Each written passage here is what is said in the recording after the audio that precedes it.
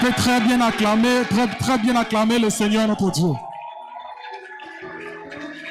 Je voudrais entendre les acclamations de ceux qui vont faire les exploits cette année.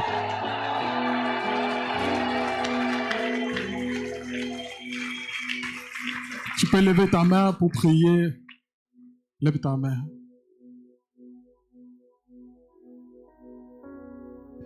Merci Seigneur Jésus. Je ne sais pas ce qui trouble ton cœur, mais je sais une seule chose, que Dieu est présent au milieu de nous. Ce dont tu cherchais depuis longtemps, Dieu te l'accorde ce matin.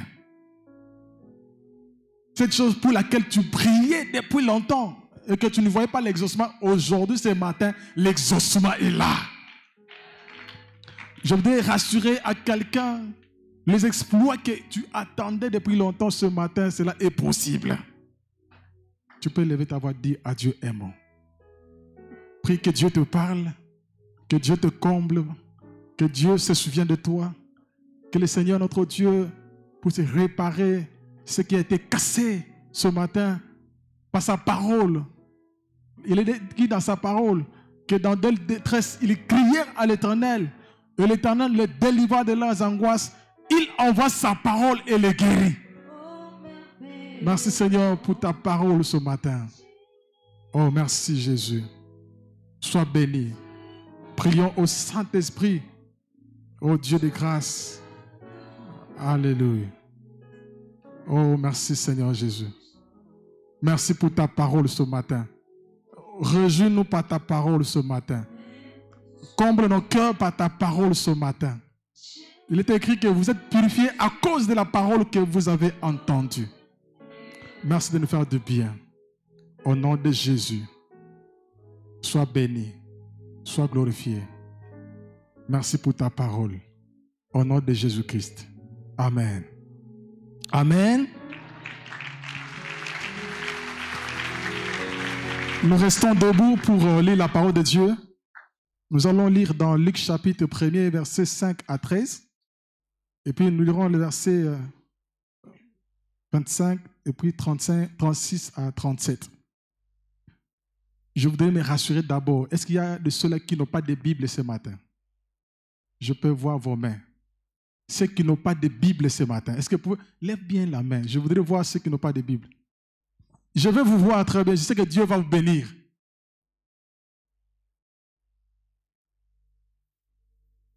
Les Bibles sont au bureau de l'aumônier. Ça coûte moins cher. Je pense que Dieu te bénira si tu achètes une Bible cette semaine. Je déclare, celui qui va acheter une Bible cette semaine, Dieu va ouvrir une porte pour lui. Nous lisons au nom de Jésus. Il y avait à l'époque où Hérode était roi de Judée, un prêtre nommé Zacharie qui appartenait à la classe sacerdotale d'Abia, souligné Abia. Sa femme était une descendante d'Aaron. Elle s'appelait Élisabeth.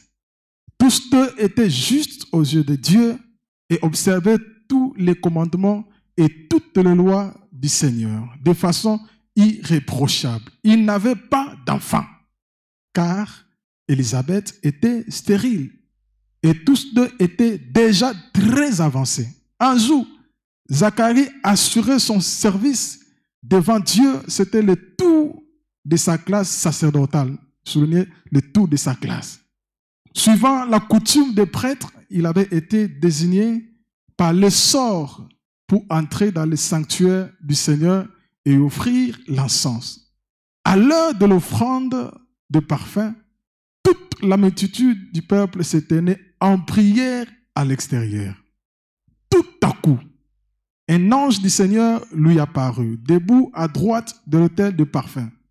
Quand Zacharie le vit, il en fut bouleversé et la peur s'empara de lui. Mais l'ange lui dit, n'aie pas peur, Zacharie, car Dieu a entendu ta prière. Ta femme Élisabeth te donnera un fils, tu l'appelleras Jean. Verset 25. C'est l'œuvre du Seigneur en ma faveur. Il a décidé d'effacer ce qui faisait ma honte aux yeux de tous. Verset 35 à 37.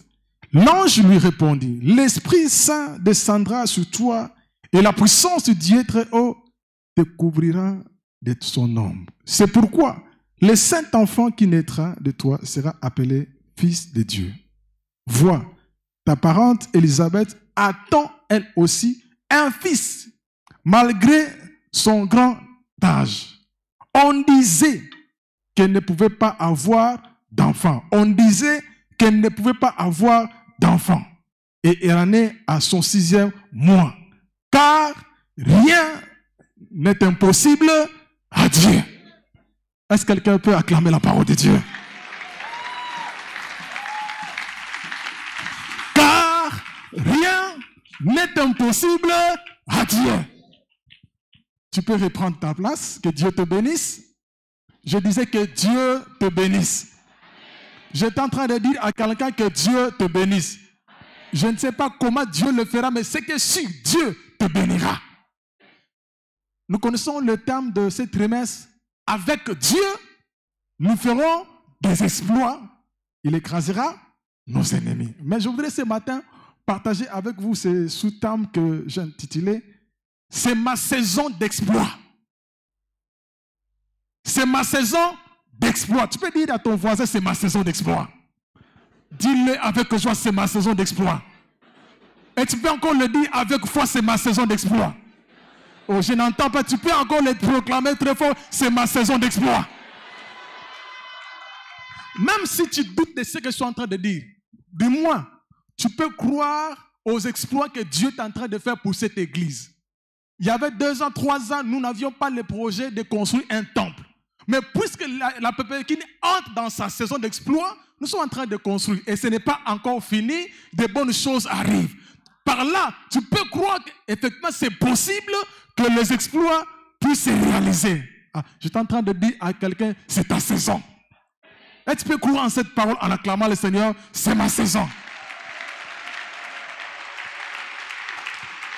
Ce matin, je suis venu encourager un Zacharie et une Élisabeth pour vous dire que vous êtes maintenant dans votre saison d'exploit. Est-ce qu'il y a un Zacharie ce matin qui croit qu'il est dans sa saison d'exploit? Alléluia. Mais je voudrais d'abord, avant d'exploiter le parler de ce jour, qu'est-ce que signifie avec Dieu nous ferons? Qu'est-ce que signifie avec Dieu? Qu'est-ce que signifie avec Dieu? Avec Dieu, cela signifie, si vous voulez ou désirez avoir du succès dans votre vie, une chose est sûre et certaine, c'est qu'il va falloir vous appuyer sur Dieu et compter sur lui et lui seul. Parce que quand vous lisez la parole de Dieu, Dieu est décrit dans sa parole comme un Dieu fidèle. Alléluia. Il est décrit dans la Bible comme un Dieu fidèle, ce qui montre que l'on peut compter sur lui à tout moment, en tout temps, on peut compter sur Dieu. La deuxième chose, c'est que si vous enlevez avec Dieu, donc la possibilité d'exploit est écartée. C'est-à-dire que si vous écartez avec Dieu, non. C'est-à-dire si tu enlèves avec Dieu, donc la possibilité des exploits est écartée. Cela signifie aussi que si vous avez recours à d'autres moyens, n'imaginez pas que vous irez loin. C'est-à-dire que si vous écartez Dieu, donc vous n'irez pas loin. Et votre succès ne sera que de courte durée. Alléluia. Et cela signifie aussi que en dehors de lui, il n'y a pas de solution. En dehors de Dieu, il n'y a pas de solution. Car il est la clé de toute solution. Alléluia. La clé de toute solution. Donc si vous éloignez de Dieu et vous voulez progresser seul, vous n'arriverez pas. Peu importe les efforts que vous pouvez fournir, vous n'arriverez pas. Pourquoi? Parce que vous avez mis Dieu de côté. Mais lorsque vous marchez avec le Seigneur, croyez-moi que les exploits sont possibles. Car rien n'est impossible à celui qui fait sa confiance en Dieu. Alléluia. Alors, qu'est-ce que signifie le mot exploit? Que veut dire le mot exploit? Le mot hébreu traduit par exploit signifie vainqueur. Vainqueur, au fait, merveille, force, puissance, grandes œuvres, prodiges. Alléluia. Vainqueur, au fait, grandes œuvres, merveilles, puissance, mais aussi prodiges. Dans la Bible, lorsqu'on parle des exploits, cela se traduit par ce qui dépasse les limites, ce qui dépasse les limites ordinaires. Ce qui dépasse les limites ordinaires. Ce qui suscite de l'admiration et de l'étonnement. Quand on parle de l'exploit. Mais cela aussi, c'est défini comme étant toute action qui est particulièrement remarquable et mérite de louange. Toute action qui est particulièrement remarquable et qui suscite ou qui met de louange et de l'adoration. Mais aussi, nous pouvons le dire que tout acte extraordinaire qui apporte un changement dans les temps difficiles.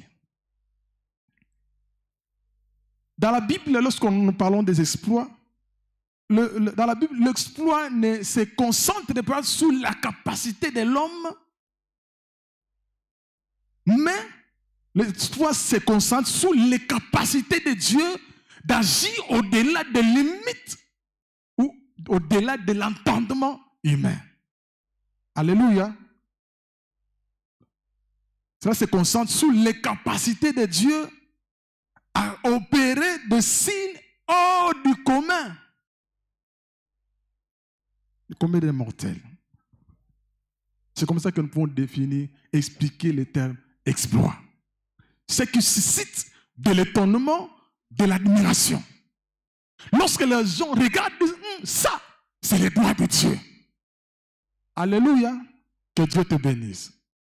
En lisant l'histoire de Luc, j'ai compris une chose, c'est que dans la vie chrétienne, Dieu agit différemment. Dieu agit différemment et ne fera pas les choses de la même manière que les autres. Il agit différemment. Quand Dieu agit, c'est qu'il veut faire quelque chose. Il ne regarde pas les statuts de quelqu'un. Dieu ne regarde pas l'ordre établi ou l'ordre chronologique. C'est-à-dire que Dieu, lorsqu'il veut bénir, il peut bénir celui qui vient après moi, tout comme aussi il peut bénir celui qui vient avant moi. Alléluia. Alléluia. Ça ne veut pas dire que si Dieu a béni l'autre, tu ne me béniras pas. Non. Car les premiers seront les derniers et les derniers seront les premiers. Donc, s'il a Dieu déjà agi dans la vie de l'autre, donc il y a encore une possibilité pour moi d'attendre que Dieu, puisqu'il s'agit de ma saison, il peut faire quelque chose. Ah, c'est quelqu'un qui peut dire Amen. Ça ne veut pas dire que Dieu m'a oublié. Non. Alléluia. J'ai compris aussi que dans la vie chrétienne, souvent, si tu vois que Dieu n'a pas encore agi dans la vie de quelqu'un, on a tendance, on est pressé de pouvoir donner un nom à celui-là. C'est là où nous avons lu. La Bible dit Dieu envoie un ange auprès de Marie. Et il dit que voici Élisabeth ta parente, qui elle aussi qui était appelée stérile. C'est-à-dire que les gens, quand ils l'ont appelée stérile. Et Élisabeth, on ne l'appelait pas stérile dans une nation païenne, non. C'était en Israël, la nation de Dieu. Donc quand on voyait Élisabeth, les gens disaient toujours « Ekombabo takate ». Souvent, lorsque Dieu n'a pas encore agi, ou si le temps de Dieu n'est pas encore arrivé, les gens sont pressés de nous critiquer, de nous donner des noms, pensant que peut-être c'est à cause de ces péchés que Dieu n'a pas encore agi. Or, ce qu'ils oublient, dans la vie chrétienne, il y a aussi la souveraineté de Dieu. Alléluia. il y a aussi la souveraineté de Dieu. C'est ce qui fait que nous puissions continuer à croire que Dieu reste fidèle. Je vais dire à quelqu'un ce matin, si vous restez fidèle à Dieu, lui aussi demeurera fidèle dans votre vie. Quand nous lisons cette histoire, nous comprenons aussi que Dieu avait toutes les possibilités. Cette famille avait tout qui pouvait leur permettre de pouvoir être béni, mais Dieu n'avait pas encore agi. Mais en lisant, j'ai pu épingler certaines caractéristiques dans ce couple. La première des choses, ce que j'ai découvert, c'est la fidélité. La fidélité de Dieu et dans sa parole, mais aussi la fidélité de Zacharie dans l'œuvre de Dieu. Est-ce que quelqu'un me comprend ce matin? Qui est ce Zacharie? La Bible dit que Zacharie était un sacrificateur selon l'ordre sacerdotal d'Abia. Je vais revenir sur Abia. Mais parce qu'à l'époque, on comptait dans les sacerdoces près de 20 000 sacrificateurs répartis en 24 classes, dont au moins 1000 sacrificateurs pour chaque classe. Ce qui fait qu'il y avait des sacrificateurs qui n'avaient pas eu la possibilité d'entrer dans les sacerdoces pour offrir le parfum, du fait de la rotation. Parce que pour entrer, il fallait tirer au sort la classe qui devait entrer ce jour-là. Et aussi, qu'on désigne un sacrificateur qui pouvait entrer dans les sacerdoces pour offrir le parfum. L'objectif du parfum, c'est pour que la lampe ne s'éteigne pas. Alléluia. Donc, 1000 personnes, 1000 sacrificateurs pour chaque classe. C'est-à-dire qu'il y a des gens qui n'avaient jamais la grâce d'entrer dans le lieu très saint pour offrir des parfums. Donc, mais sans de quoi du fait de cette rotation. Mais ce qui est important, dans cette sacrificature, l'on nous signale la personne d'un homme que Dieu a rendu public dans l'histoire. Est-ce que quelqu'un me comprend? Un homme que Dieu a rendu public. Dieu est sorti du secret pour tirer un homme, pour écrire l'histoire de sa génération, dans chaque époque, à chaque période. Dieu se sert toujours d'un homme pour écrire l'histoire de la génération. Je crois que Dieu est en train de sélectionner quelqu'un en ce moment pour écrire l'histoire de sa génération. Je suis en train de parler à un Zacharie, quelqu'un que Dieu a déjà sélectionné pour écrire l'histoire de cette génération. Est-ce qu'il y a quelqu'un? Je suis en train de parler à quelqu'un que Dieu a sélectionné, pas à cause de ses mérites, pas à cause de ce qu'il est, mais à cause de ce que Dieu a déjà dessiné avant la fondation du monde pour qu'il écrive l'histoire de cette génération. Alléluia. Quelle fidélité. Il était là. Il attendait à ce que Dieu sorte de son silence pour que le sort tombe sur lui. Dieu est fidèle. Lorsque nous regardons, le nom de Zacharie signifie l'Éternel se souvient. En Israël, on ne donnait pas le nom de n'importe comment. C'est-à-dire quand on donnait le nom pouvait exprimer un souhait, une prière. Ce que l'enfant devait devenir par la suite. Alors quand Zacharie grandissait, il savait que son nom signifiait l'Éternel se souvient. Lorsque les gens le regardaient, ils disaient, oh Zacharie, ta vie finira comme ça. Tu n'auras pas un enfant. Ils pouvaient détourner les gars et leur dire, vous ne me connaissez pas. Mon nom signifie, l'Éternel se souvient. Je suis en train de dire à un Zacharie ce matin, l'Éternel se souviendra. Est-ce qu'il y a un Zacharie ce matin? Je suis en train de te parler ce matin. Que l'Éternel se souviendra. Puisqu'il s'agit de ta saison d'exploit, l'Éternel se souviendra. Même si les gens critiquaient sa femme Élisabeth, Aoumeli, il était calme. Il disait toujours, mon nom signifie l'Éternel se souvient. Je n'ai pas compte de ce que vous dites, mais ce que je sais moi, Je suis là, moi, en tant que Zacharie, je reste sacrificateur. Mais un jour, le Seigneur se souviendra de moi. J'aime une histoire dans la Bible, dans Genèse chapitre 30. Genèse chapitre 30. C'est cette femme du nom de Rachel. Elle était très belle, de figure et de taille. Elle était aimée de Jacob. C'était sa femme. Elle l'aimait beaucoup. Elle était aimée de Jacob. Mais elle n'avait pas d'enfant. Et elle avait une rivale qui était sa sœur. Elle voyait comment sa sœur était en train de mettre au monde. Elle vient un jour dire à son mari, Jacob, donne-moi les enfants. Donne-moi les enfants. Jacob, mais est-ce que moi suis à la place de Dieu pour te donner les enfants? Ça ne doit pas s'arrêter là. Elle va même méganiser tout ça. Elle a même mangé les mandragores, parce que les mandragores avaient le pouvoir de la fécondité. Pensant qu'en mangeant cela, l'enfant viendra. Mais non. Mais ce que j'aime au verset 22 du chapitre 30, et l'Éternel se souvint de Rachel. Il l'exauça, il ouvrit la maternité ou la rendit féconde. Quand l'Éternel se souvint, il exauce. Quand l'Éternel se souvient de toi, il exauce. Dieu ne finit pas par exaucer, mais il ouvre ce qui était fermé. Je suis en train de prier à quelqu'un, que ton travail s'ouvre, que tes affaires s'ouvrent, que ton mariage s'ouvre. Là où les gens ont fermé des portes, puisque l'Éternel se souvient de toi, que les portes, je suis en train de dire à un Zacharie ce matin, que les portes s'ouvrent. Quand Dieu entend, quand Dieu exauce, il ouvre. Je suis en train de prier pour une femme qui ne conçoit pas, que l'Éternel ouvre la maternité. Que l'Éternel ouvre tes études. Que l'Éternel ouvre ton travail. Que l'Éternel ouvre ta famille. Oh, je suis en train de prier que les portes s'ouvrent dans ta vie. Alléluia. L'Éternel se souvint. J'aime encore une autre femme. 1 Samuel chapitre 1, du nom de Anne. Elle aussi, elle avait une rivale. Celle-là aussi, elle était aimée de son mari. Quand il offrait des parfums, il faisait donner une portion double pour elle. Mais elle était stérile. Elle ne concevait pas. Mais elle avait une rivale qui était stratège. Lorsqu'ils sont là à la maison, il ne peut rien dire.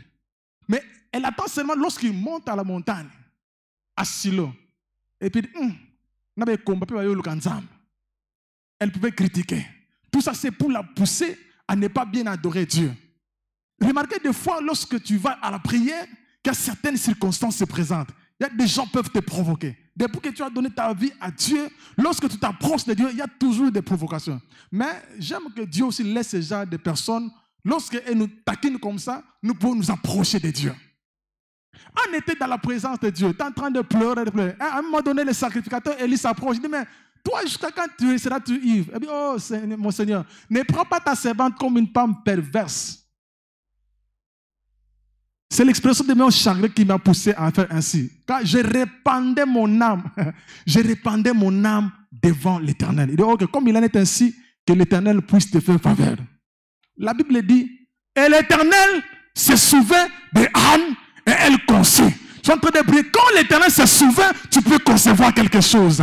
Ah, il y a quelqu'un qui n'entend. Je dis, quand l'Éternel se souvient de toi, puisqu'il s'agit d'entrer dans ta saison d'exploit, tu peux concevoir quelque chose. Je suis en train de prier à quelqu'un que tu conçoives quelque chose. Que dans tes études, tu conçoives quelque chose. Je suis en train de dire à quelqu'un ce matin et que tu conçoives quelque chose.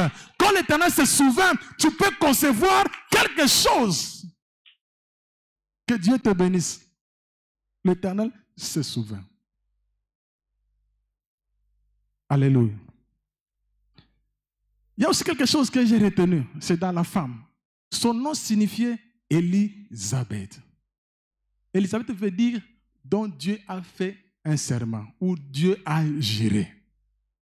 Le mari s'appelait Zacharie, l'Éternel se souvient. Sa femme, son esprit, dont l'Éternel a fait serment. Donc l'Éternel se souvient du serment qu'il a fait. Lorsque Zacharie regardait Élisabeth, Élisabeth pouvait dire à son mari, j'ai entendu les gens me critiquer, que j'ai dépassé la ménopause. Mais je bénis le Seigneur parce que je n'ai pas répliqué, parce que mon nom s'appelle, dont l'Éternel a fait un serment. Et bien son mari lui dit, n'aie pas peur, tu sais que mon nom signifie, l'Éternel se souviendra. C'est souvent de quoi? De ce que Dieu t'a dit. Soyons calmes, Dieu se souviendra de ce serment qu'il a fait. Alléluia. Un couple formidable. Lorsque les gens le critiquent, elle a dépassé la ménopause. Elle n'aura plus la possibilité d'avoir des enfants. Il dit, oh, vous ne me connaissez pas. Mon nom signifie, l'Éternel a fait un serment. Ce que Dieu a dit, peu importe ce que vous dites, je suis calme. L'Éternel se souviendra de ce serment qu'il a fait pour moi. Alléluia. J'aime un passage, Genèse chapitre 22. Dieu demande à Abraham d'aller offrir son fils unique. Il fait 3 jours de marche. Lorsqu'il arrive au lieu du sacrifice, il va étaler son enfant sur l'autel. Lorsqu'il lève la main pour tuer l'enfant, il entend une voix qui lui dit, oh Abraham, ne porte pas la main sur l'enfant. Je sais maintenant que tu crains Dieu. Et tous les gars, ils voient un bélier, il va sacrifier à la place de l'enfant. Maintenant, il entend une seconde fois la voix de l'ange qui dit, Abraham, puisque tu as fait ainsi, moi l'Éternel, je te bénirai, je te multiplierai. J'aime ça dans Hébreux chapitre 6. La Bible déclare au chapitre 16. Oh les hommes jurent par celui qui est plus grand qu'eux. Et le serment est une garantie qui met fin à tous les différends. J'aime dans notre version, qui met fin à toute contestation.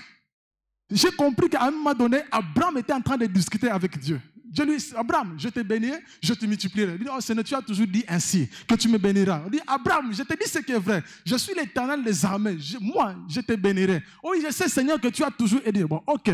Comme il est ainsi, sache maintenant, puisqu'il n'y a pas un plus grand que sur lequel je peux jurer, je jure par moi-même. Dieu lève la main. Il dit à Abraham, Abraham, écoute-moi, regarde-moi très bien. Je suis celui qui tient le monde entier dans mes mains. Je suis celui qui t'a créé. Maintenant, regarde, je jure, je prête serment à Abraham. Ce que j'ai dit, je le ferai. Je suis en train de dire à quelqu'un, ce que Dieu t'avait dit avant la fondation du monde, Dieu l'a déjà juré. Il le fera. Que les hommes le croient ou pas, l'Éternel, il le fera. Ce que Dieu a juré dans ta vie, Dieu, il le fera. Certainement. Alléluia. La fidélité à la parole de Dieu.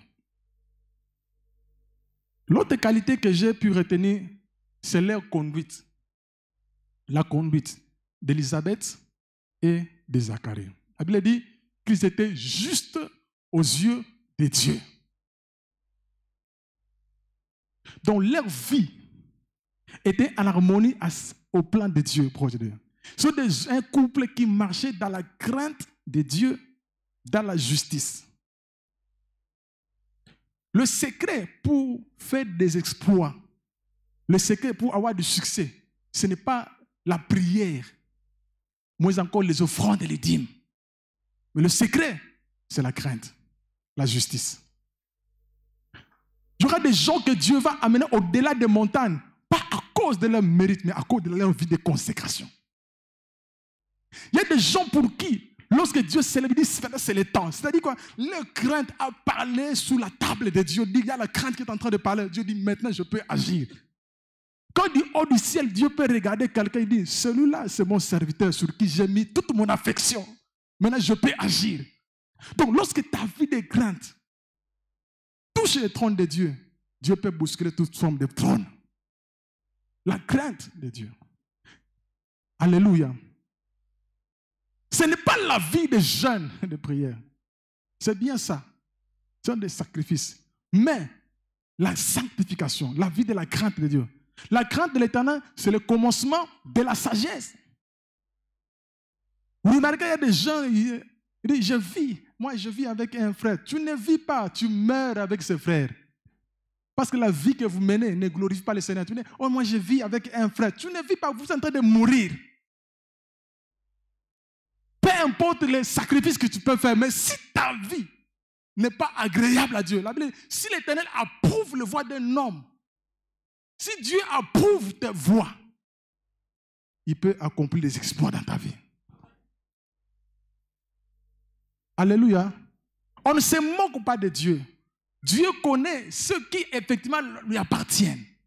Ceux qui mènent une vie de sanctification. Et Zacharie et Élisabeth n'ont pas cherché d'autres méthodes qui pouvaient déplaire à Dieu. Ils sont restés là, craignant Dieu, marchant dans la justice, mais aussi Ils marchaient avec la parole de Dieu. Ils observaient la parole de Dieu, le commandement de Dieu de manière irréprochable. Il n'y avait pas de reproche. Même s'ils n'avaient pas d'enfants, mais ils observaient la parole de Dieu. Alléluia. C'est là où j'ai demandé à ceux qui n'ont pas de Bible d'acheter la Bible.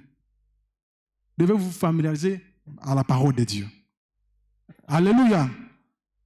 Autre qualité que j'ai pu déceler, c'est que Zacharie et Élisabeth aimaient la présence de Dieu. Aimaient la présence de Dieu. Il était sacrificateur toute sa vie. Il était toujours là, présent dans la présence de Dieu. Alléluia. Lorsque vous aimez la présence de Dieu, Dieu vous donnera de révélations divines. Dieu vous donnera de visions spirituelles. Dieu vous donnera de secrets pour mieux orienter votre parcours. Dieu vous donnera toutes les informations possibles. Lorsque vous demeurez dans la présence de Dieu, lorsque vous aimez la présence de Dieu, Dieu aussi aimera votre présence. Est-ce que quelqu'un m'entend ce matin? Si vous aimez la présence de Dieu, Dieu aussi aimera votre présence. Parce que lorsque vous demeurez dans la présence de Dieu, vous pouvez voir au-delà des montagnes. Lorsque vous aimez la présence de Dieu peut vous transformer votre environnement. La présence de Dieu nous apporte le miracle. La présence de Dieu nous guide et nous donne l'assurance. La présence de Dieu nous apporte l'autorité spirituelle. La présence de Dieu nous apporte la bénédiction. La présence de Dieu nous assure la victoire sur tous les combats. La présence de Dieu nous apporte la sécurité. La présence de Dieu confirme aussi le leadership. La présence de Dieu fait cesser toute contestation. Alléluia.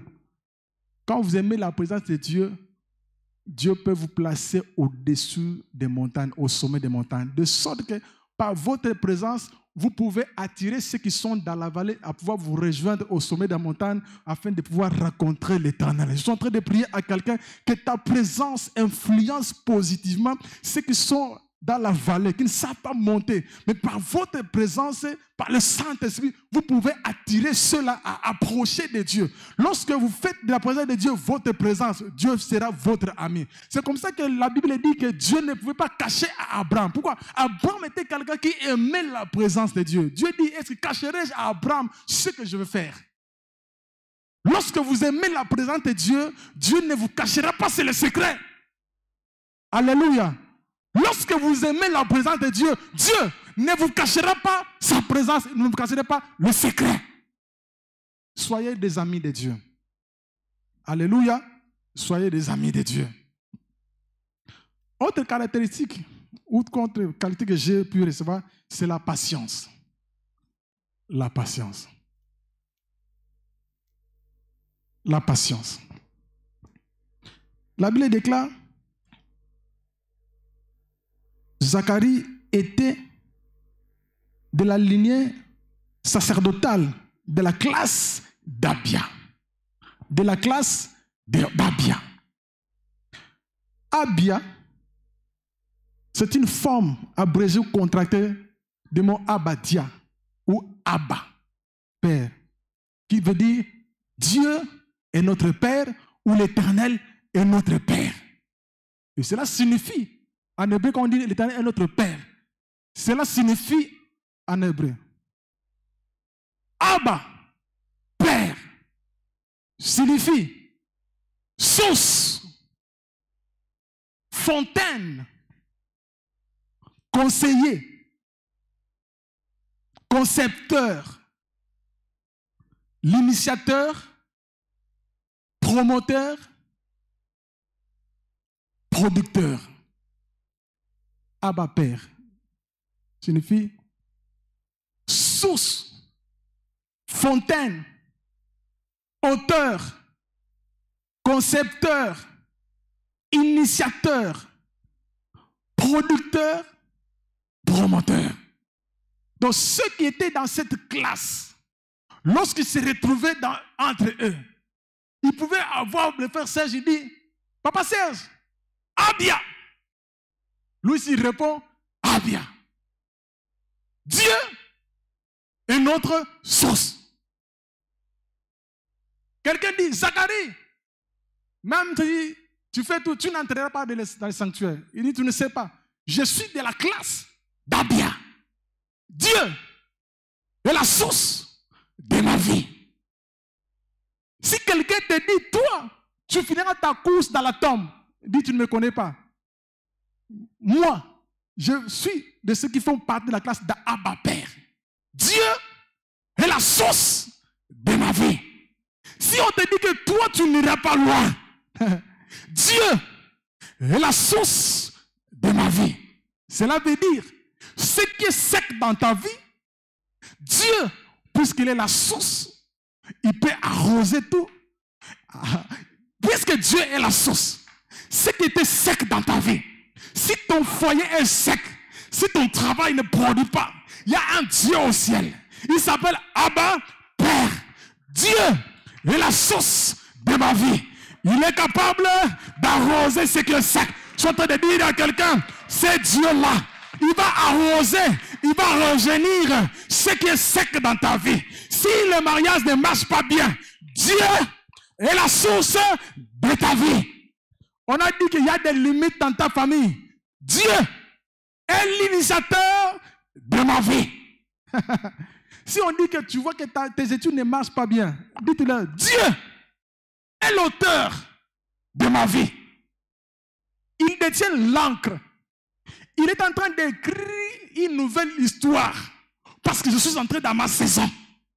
Dieu est l'auteur de ta vie. Il tient dans sa main un livre. Il a ouvert ce livre. Il est en train d'écrire l'histoire de Séphora. Je ne suis pas en train d'écrire l'histoire de Barthélemy. Il est en train d'écrire l'histoire de quelqu'un. Il s'appelle l'auteur de toutes choses. Il peut commencer toutes choses.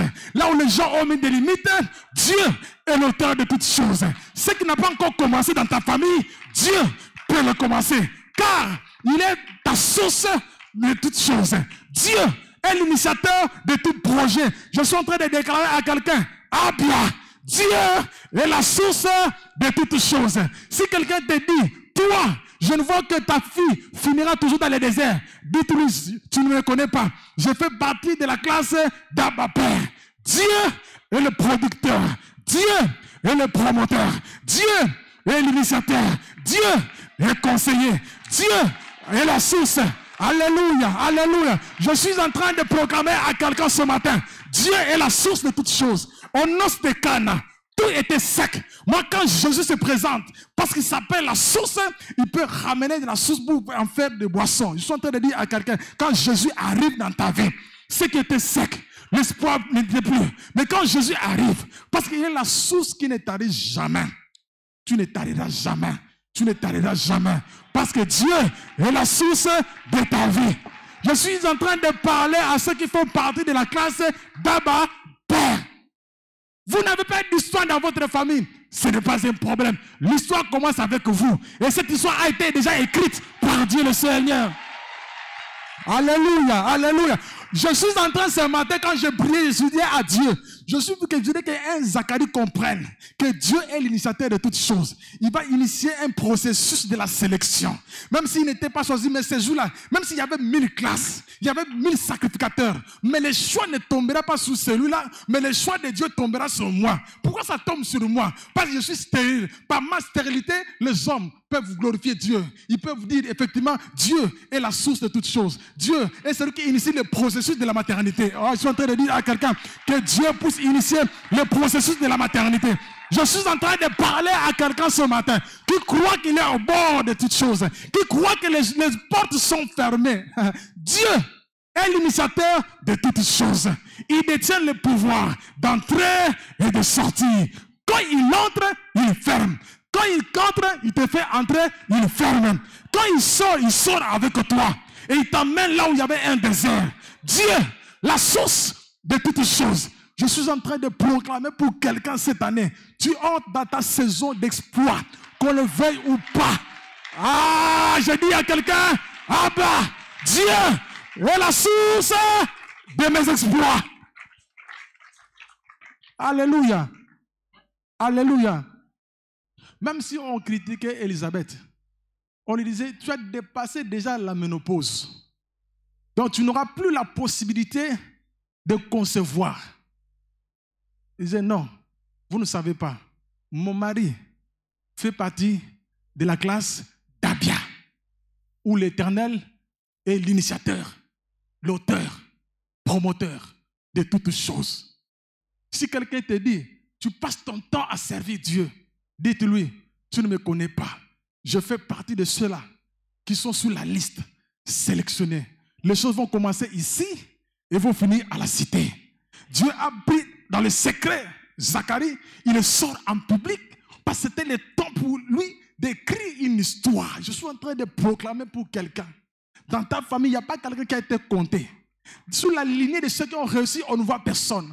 Ce n'est pas un problème. Lorsqu'on regarde ceux qui ont fait des exploits sur le domaine d'études, on ne voit personne. Lorsqu'on regarde des gens qui se sont mariés légalement, on ne voit personne. Or, sur la liste de la sélection de ceux qui vont entrer, toi, tu entreras. Alléluia, alléluia, alléluia. Je suis en train de parler aujourd'hui à ceux qui peuvent relever la tête. Alléluia. Dieu reste fidèle. Dieu reste fidèle. Dieu ne ment pas. Dieu ne trompe pas. Cela ne dépend pas du lieu où tu es né. Cela ne dépend pas aussi de la manière dont tu as grandi. Même si les hommes t'ont oublié, ils avaient fait des mauvais calculs. Il y a un Dieu qui n'oublie jamais. Le serment qu'il a fait là, tôt ou tard, il l'accomplira. Alléluia.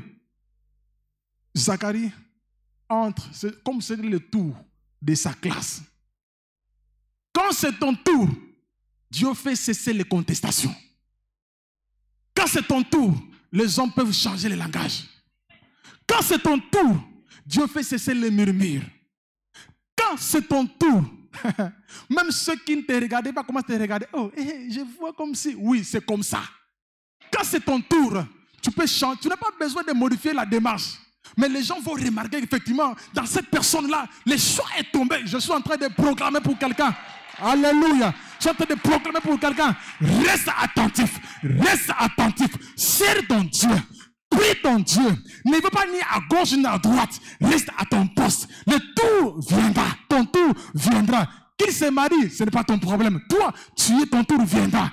Qu'ils aient des promotions, ne les envie pas. Proclame la gloire de Dieu, attends ton tour. Ne les haïs pas, ce n'est pas un problème. Même si tu es en train de manger les choses qu'on ne peut pas manger, qu'on ne peut pas décrire, ce n'est pas un problème. Parce qu'il y a un temps pour toutes choses. Il y a un temps pour se pleurer, il y a aussi un temps où ton tour arrivera pour que Dieu essuie tes larmes ou que les autres peuvent venir pour dire, ah, nous avons vu la grandeur de Dieu, nous avons vu la gloire de Dieu, nous avons vu ce que Dieu est capable de faire. Je suis en train de dire à un Zacharie, reste là. Patiente. La promesse de Dieu ne manque pas d'adresse. Ne se trompe pas d'adresse. S'il y a des choses qui ne périssent jamais, c'est la promesse de Dieu.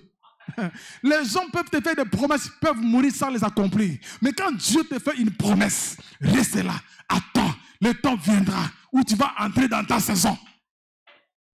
Je vais clôturer par là. Zacharie entre dans les sacerdoces. Quand il entrait là, toute la classe d'Abia dehors. Abia, Abia. Oh, c'est notre tour, c'est notre tour. Abia, Abia. C'est salut. Abia, Abia. C'est notre tour. Zacharie entre dans les sacerdoces. Ce jour-là, quelque chose d'inhabituel se produit. Dieu du haut du ciel dit à l'ange Gabriel, tu vois cet homme-là, aujourd'hui c'est son tour. Va lui dire que sa prière pas sera exaucée. Pas être exaucée. Mais sa prière a été exaucée. C'est-à-dire que Zacharie priait. Il était même fatigué de continuer à prier. Mais au ciel, l'exaucement était déjà écrit. Il entre ce jour-là. Il n'est pas entré pour prier pour ses problèmes. Mais il est entré pour offrir le parfum. Quand il entre dans les sacerdoces, pour offrir le parfum, l'ange apparaît, le rassure.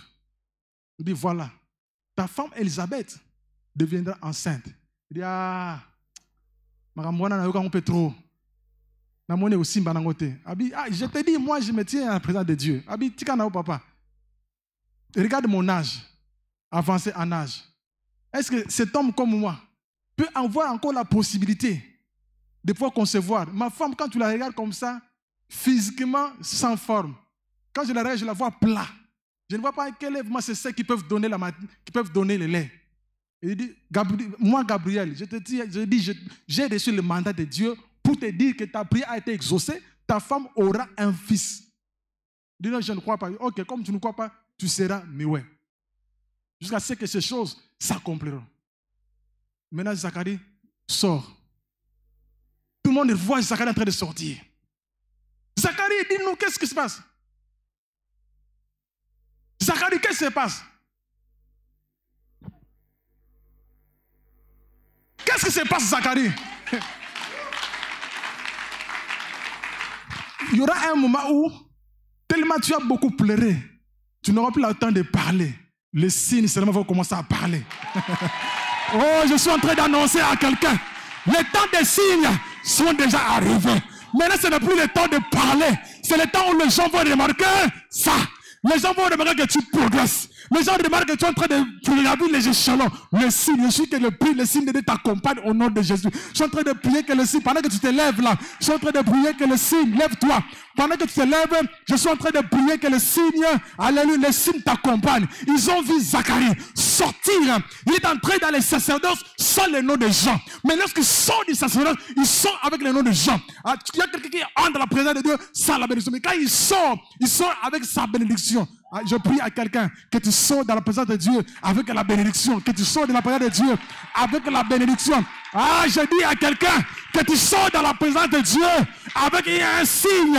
Alléluia. Tu as beaucoup attendu ce signe-là. Maintenant, c'est ta saison. C'est ta saison. C'est ta saison. C'est ta saison. Lève tes mains. Lève tes mains. Lève tes mains. Continue à acclamer Dieu. Continue à acclamer Dieu. Continue à acclamer Dieu. Alléluia, alléluia, alléluia.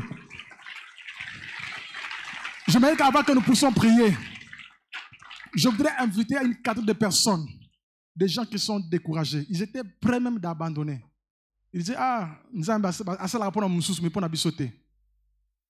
tu es prêt, tu étais prêt de prendre une décision qui allait même te coûter la vie. C'est ça que tout est au bord. Si tu es là ce matin, passe devant. Un Zacharie qui est désespéré à cause de l'âge. Un des ennemis des serviteurs de Dieu, c'est l'âge. On regarde ta vie, on dit, c'est fini pour lui, donc on a déjà clôturé, ça ne va plus arriver. Tu es là ce matin, approche. Tu vas entrer dans ta saison aujourd'hui. Tu es là ce matin, lève-toi, viens, nous allons prier pour toi. Tu voulais abandonner. Mais Dieu ne t'abandonne pas. Si tu es là ce matin, lève-toi, viens, viens. Je ne dis pas que tu as péché, mais je parle de ceux qui voulaient abandonner Dieu parce que les gens ont tellement beaucoup parlé. Merci beaucoup. Que Dieu vous bénisse. Merci, ma soeur. C'est une saison d'exploit. Tu es là, toi qui hésites, approche. Merci, ma soeur. Merci, ma soeur. Alléluia. Nos mains sont levées. Je suis en train de parler à ceux qui, Dieu a décidé aujourd'hui de faire entrer dans leur saison. Merci, mon frère. C'est encore possible. C'est encore possible. C'est encore possible. Bilaka opesanga na bomba na motema atake umeli nango suka suka ekoko kisama. Alléluia. N'hésitez pas à venir approcher. Alléluia.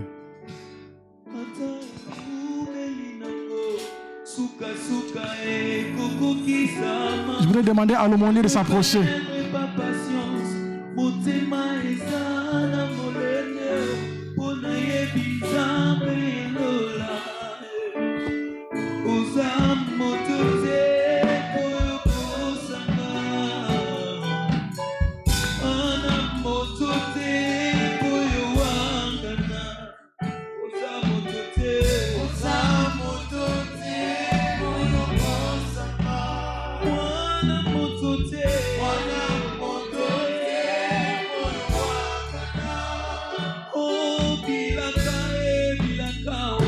Je suis là.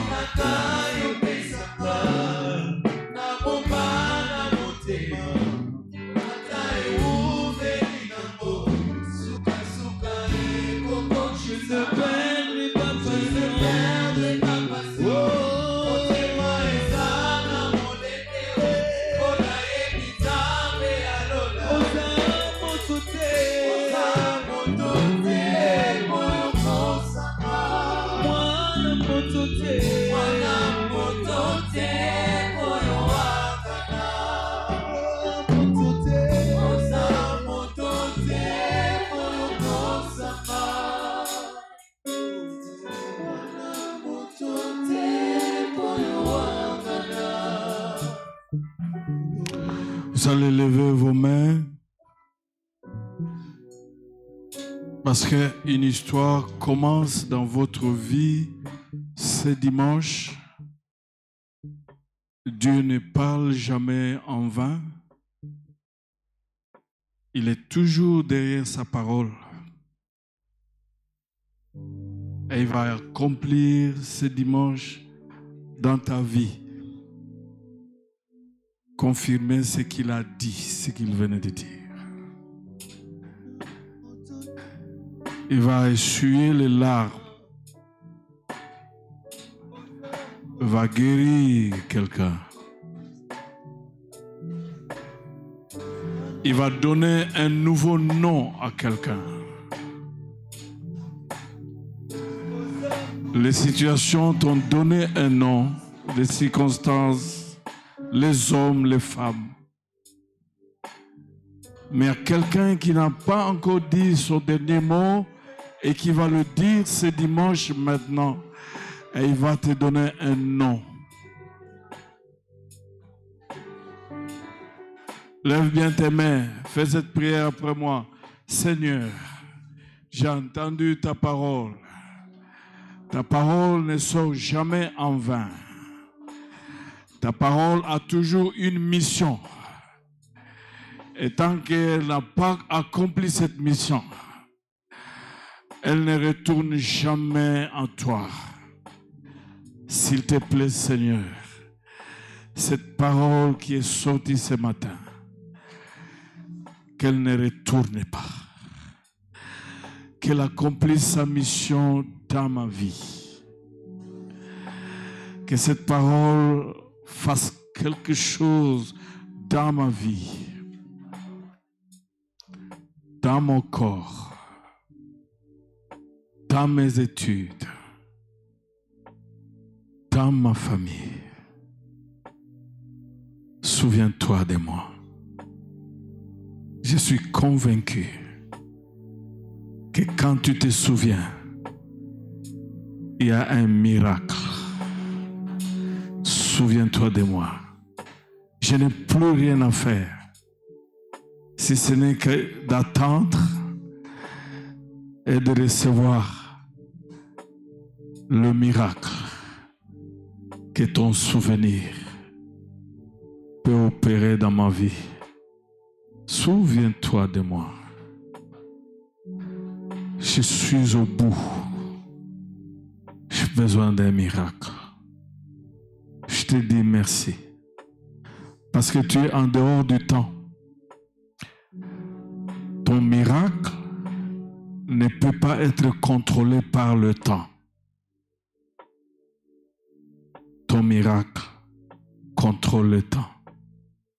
Ton miracle ramène le futur dans le présent. Souviens-toi de moi. Souviens-toi de moi. Ramène mon futur dans mon présent et corrige mon passé. Et donne-moi un nom nouveau. Gardez silence. Seigneur,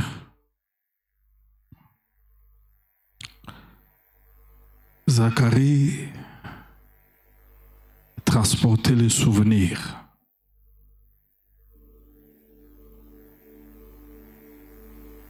Élisabeth proclamait le serment. Et Jean est venu avec l'exaucement. Essuie les larmes de tes enfants à cause de Jésus-Christ. Tu connais le besoin de chacun.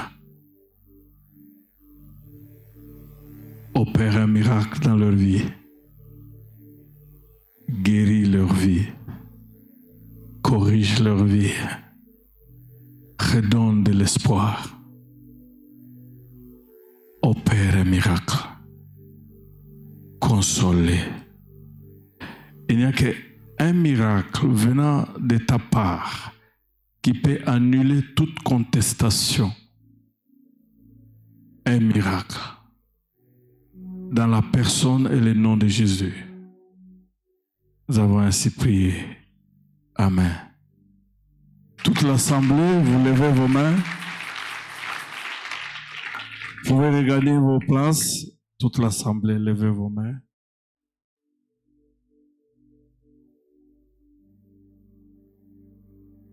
Tu vas prier pour que le souvenir de Dieu te localise.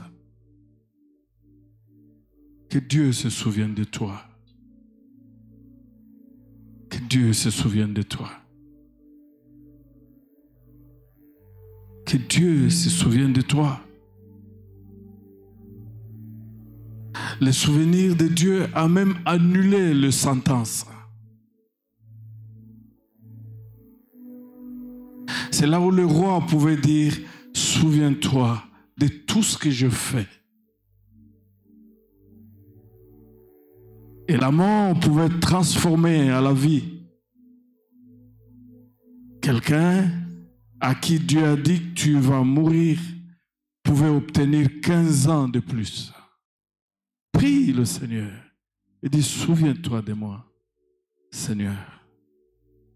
C'est ça la seule prière. Souviens-toi de moi, Seigneur. Je n'ai plus rien à faire. Je suis fatigué. J'ai tout fait.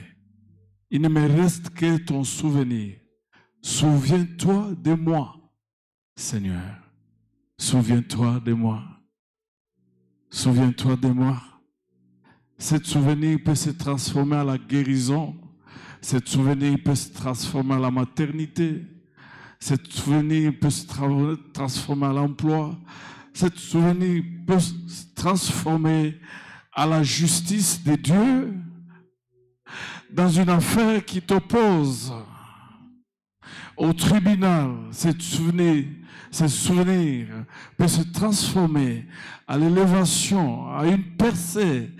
Ce souvenir peut se transformer à l'ouverture d'une grande porte, finalement, une grande porte qui va résoudre toutes les questions de la vie et dans l'avenir. Souviens-toi de moi, Seigneur.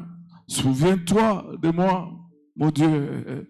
Gloire à Dieu, gloire à Dieu, gloire à Dieu, gloire à Dieu. Et là, tu montes à une vitesse supérieure pour dire, souviens-toi de Jésus-Christ. Souviens-toi de Jésus-Christ. Souviens-toi qu'à la croix, il est mort à ma place. Souviens-toi qu'à la croix, il a pris mes péchés. Souviens-toi qu'à la croix, il a pris mes maladies. Souviens-toi qu'à la croix, il a pris mes malédictions. Souviens-toi qu'à la croix, il a pris ma pauvreté.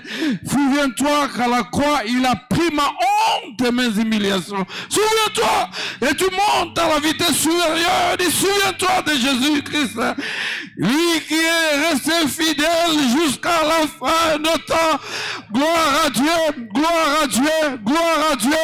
Moïse est resté fidèle à la maison de Dieu, mais Jésus est resté fidèle toute la vie jusqu'à la croix, obéissant jusqu'à la croix.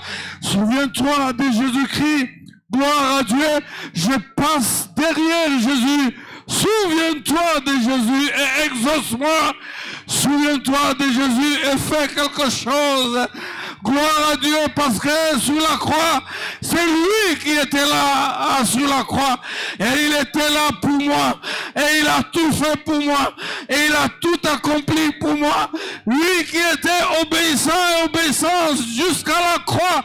Gloire à Dieu, à la croix, à la croix, à la croix. Souviens-toi de Jésus-Christ et fais quelque chose dans ma vie. Souviens-toi de Jésus-Christ. Souviens-toi de Jésus-Christ qui s'est dépouillé, qui a abandonné la divinité, qui s'est dépouillé, qui a abandonné la gloire, qui s'est dépouillé. Et tout cela, c'était pour moi. Le châtiment qui me donne la paix est tombé sur lui. Et par son meurtrissure, j'ai été guéri. Souviens-toi de Jésus, de ce qu'il a fait sur la croix. Et exauce-moi et réponds-moi. Et réponds-moi. Et réponds-moi. Père, nous te disons merci pour cette parole puissante, forte, profonde. Cette parole qui a guéri nos cœurs. Cette parole qui est la sémence qui va produire.